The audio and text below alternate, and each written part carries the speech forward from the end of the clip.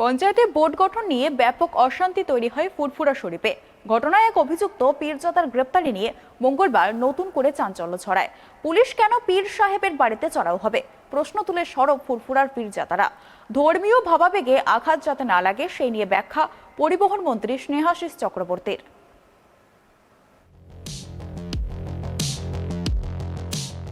ফুরফুরার ঘটনায় এক অভিযুক্তকে পীরজাদার বাড়ি থেকে গ্রেপ্তার।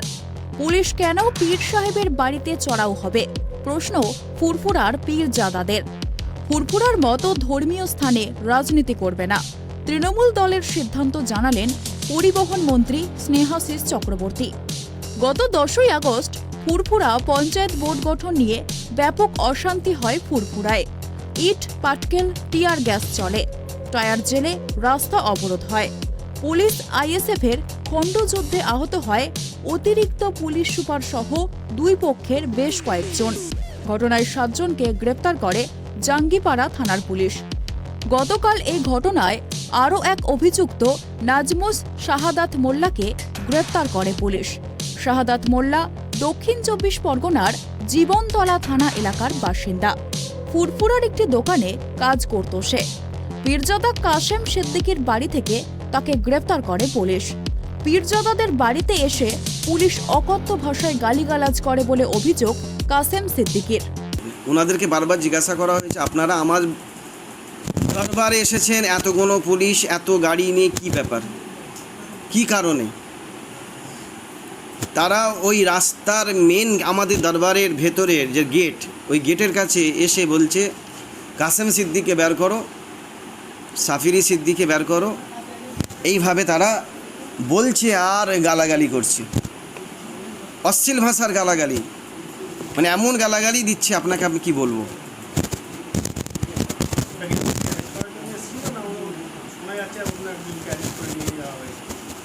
ওরা এসেছে, যদি বলেন কাশেম সিদ্দিকী কোথায় বের করো, তাহলে আমাকে ভাবতে হবে আমাকে অ্যারেস্ট করতে এসেছে। রাতের অন্ধকারে কেন আসবে? চোরেদের মতো কেন আসবে?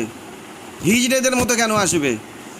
দিনের বেলা আসুক, খোলা দিনের সূর্যে আলোতে এসে আমার বাড়িতে আসুক। আমার বয়োজ্যেষ্ঠ বাবা আছেন, তেনাকে বলুক যে আপনার ছেলেকে আমরা ধরতে এসেছি। রাতে আসবে, ড্রিঙ্ক করে মদ খেয়ে এসে গালাগালি করবে, এ সহ্য করা যাবে না। আবার দরবারে এসে উল্টোপাল্টা ব্যবহার করবে, এটা আমরা কোনোদিন সহ্য করতে পারবো না। দেখেন, 10 তারিখে পঞ্চায়েতে কে জিতেছে না জিতেছে এটা সেখানকার ব্যাপার, সেখানে প্রশাসন বুঝবে। 10 তারিখে আমি একটাই কথা আগেও বলেছি, এখনও বলছি, ফুরফুরা শরীফে 10 তারিখে অ্যাটাক করলো কেন পুলিশ?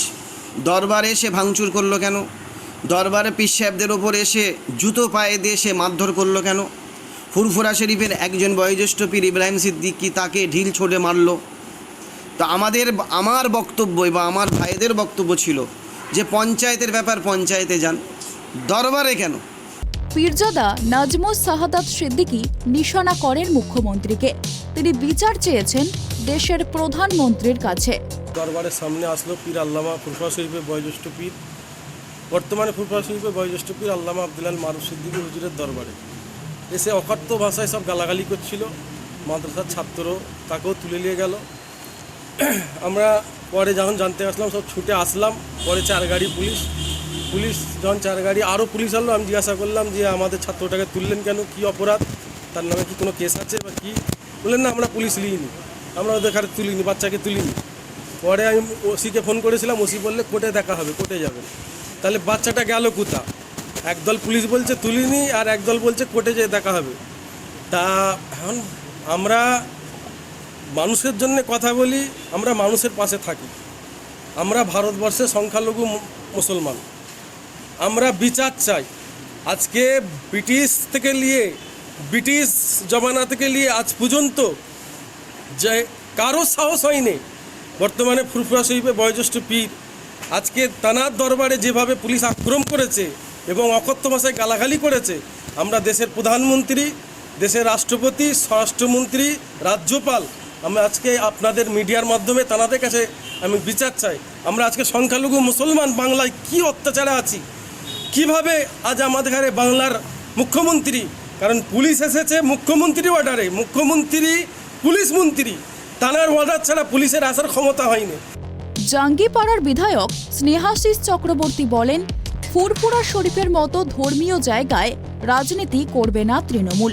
এটা দলের সিদ্ধান্ত। আমরা চাইব অন্য রাজনৈতিক দলও ফুরফুরা দরবার শরীফ এলাকায় যেন রাজনীতি না করে। ফুরফুরা গণ্ডগোলে যারা অভিযুক্ত ছিল তাদের বিরুদ্ধে ব্যবস্থা নিচ্ছে পুলিশ। আমি শুনেছি অভিযুক্তদের মধ্যে কয়েকজন দাগি দুষ্কৃতী আছে। ফুরফুরা রাজনীতি না করে ফুরফুরার উন্নয়নের জন্য সবাই ভাবুক, এটাই চাই।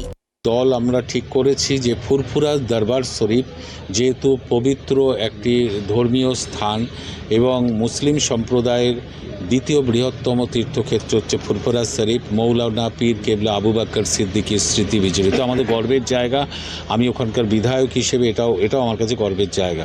কিন্তু সেই দরবার শরীফের মধ্যে রাজনৈতিক কারণে কোনো অশান্তি তৈরি এটা কাম্য হতে পারে না, এবং সেই অশান্তি থেকে কোনো পীর সাহেবের গায়ে একটা আঘাত হয়ে গেল সেটা কিন্তু আমরা কখনো কামনা করি না। তাই আমি সব রাজনৈতিক দলের কাছে আহ্বান করেছি, দরবার শরীফের মধ্যে রাজনৈতিক অ্যাক্টিভিটি করা উচিত নয়। কারণ যেমন ধরো আমরা কি তারকেশ্বরের মন্দিরের মধ্যে করছি, আমরা কি তারাপীঠের মধ্যে করছি, দক্ষিণেশ্বরের মধ্যে করছি না। তাহলে ফুরফুরা দরবার শরীফের মধ্যে রাজনীতিটাকে বন্ধ করার আহ্বান জানিয়েছি। এবং আমি তৃণমূল কংগ্রেসের যেহেতু বিধায়ক, তাই আগে থেকেই আমরা তৃণমূল কংগ্রেস থেকে সিদ্ধান্ত নিয়েছি আগামী দিনে ফুরফুরা দরবার শরীফ এলাকা যতটা আছে, অর্থাৎ যেখানে পীর জাদাদের পীর সাহেবদের বাড়ি আছে, দরবার আছে, সেখানে তৃণমূল ঝান্ডা নিয়ে কোনো মিটিং মিছিল আর করবেন না। পঞ্চায়েতের বোর্ড গঠনকে কেন্দ্র করে কয়েকদিন আগে উত্তপ্ত হয় ফুরফুরা। তার রেশ এখনো চলছে।